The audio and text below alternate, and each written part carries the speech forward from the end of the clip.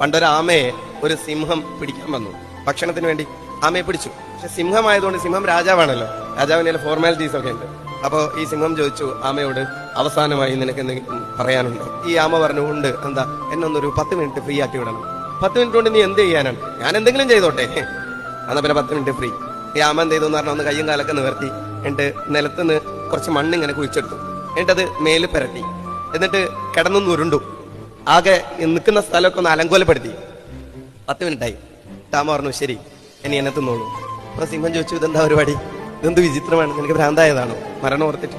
ആമ പറഞ്ഞല്ല, നീ എന്നെ തിന്നും, എന്റെ പുറന്തോടൊന്നും തിന്നൂല, തിന്നാൻ പറ്റുന്ന ഭാഗേ തിന്നു.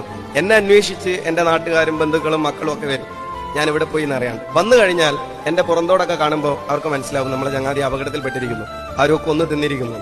അപ്പോ നീ ഈസി ആയിട്ട് എന്നെ തിന്നങ്ങ് പോയാൽ അതെനിക്കൊരു മാനക്കേടാണ്. എന്റെ മക്കള് ധരിക്കും ഞങ്ങളുടെ അച്ഛൻ അല്ലെങ്കിൽ